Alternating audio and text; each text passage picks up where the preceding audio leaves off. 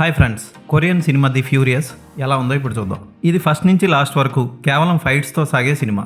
Only ఫైట్స్తోనే cinema ఎలా చూస్తాం అని మీరు అనుకోవచ్చు, కానీ చూడొచ్చు. ఈ సినిమా అంత చక్కగా తీశారు. సినిమా కథ ఏంటంటే, మూగవాడైన హీరో తన కూతురుతో హాయిగా కాలం గడుపుతూ ఉంటాడు.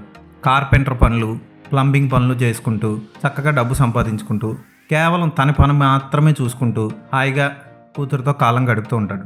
అలాంటి కూతుర్ని అతని కళ్ళ ముందే కిడ్నాప్ చేస్తారు కొంతమంది. ఆ కిడ్నాప్ చేసిన హ్యూమన్ ట్రాఫికింగ్ ముఠాని పట్టుకోవడం కోసం ఈ ప్లంబర్ అయిన తండ్రి ఏం చేశాడు, సింహం బొమ్మన్న ఫైట్ క్లబ్కి వెళ్ళి అక్కడున్న కిడ్నాపర్ని పట్టుకొని చితక్కొట్టి తన కూతుర్ని పట్టుకోవడం కోసం ఏం చేశాడు. 2 రోజుల్లో అయిపోతుంది కదా.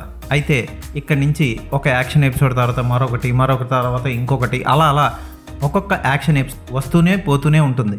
చివరి వరకు కూడా ఫైట్లు అవుతూనే ఉంటాయి. అయితే హీరోతో పాటు తన ప్రేమికురాలైన జర్నలిస్ట్ని కూడా వెతుక్కుంటూ ఇంకొకడు వస్తాడు. హీరో, జర్నలిస్ట్ లవర్ ఇద్దరు కలిపి ఈ కిడ్నాపర్ల ముఠ కిడ్నాప్ చేసిన పిల్లలందరినీ ఎలా కాపాడారో బాగా చూపించారు.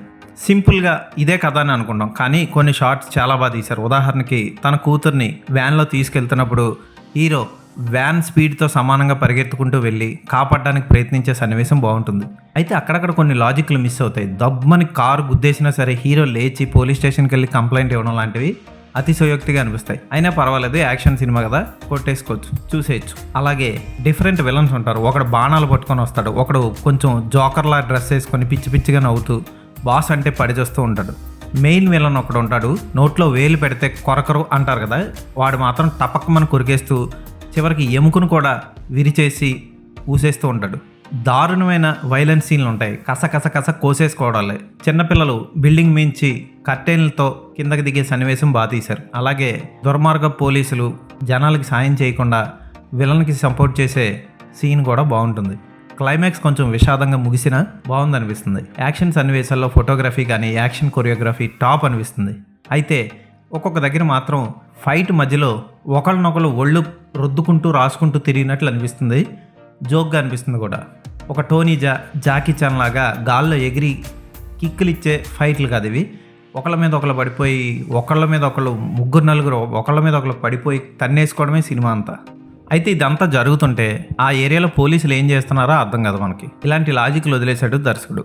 హీరోకి మహా అయితే 5 డ్రెస్సులు వేసుకొని ఉంటాడు. హీరో కూతురు మాత్రం చాలా బాగా చేసింది. ఆ పాప స్టంట్స్ కూడా చేయడం విశేషం. కూతుర్ని బైక్ వెనక కూర్చోబెట్టుకొని ఫైట్ చేసే సన్నివేశం ఆకట్టుకుంటుంది. 2026లో రిలీజ్ అయిన బెస్ట్ యాక్షన్ సినిమాల్లో ఇదొకటి. తప్పకుండా చూడండి. ఈ సినిమా కొరియన్ లాంగ్వేజ్లోని, ఇంగ్లీష్లో డబ్లోని రిలీజ్ అయింది. ఇంగ్లీష్ సినిమాలో కూడా అక్కడక్కడ కొరియన్ లాంగ్వేజ్ వచ్చినప్పుడు కింద సబ్ టైటిల్స్ వస్తాయి.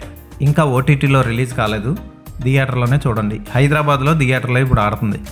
Background music, art direction, visual effects కూడా ప్రధాన ఆకర్షణ.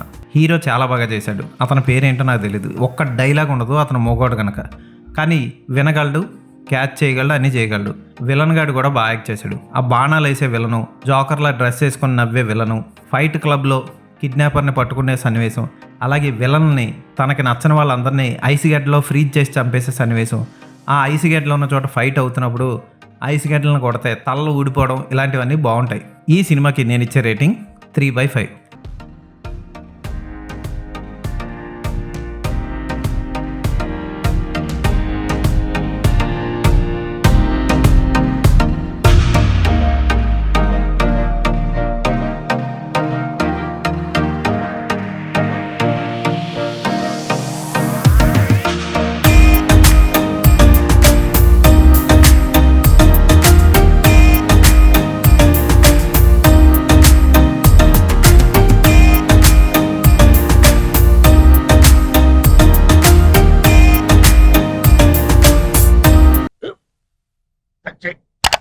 స్కూల్ బెంచ్ లాగా ఎంత గట్టిగా ఉందోరా.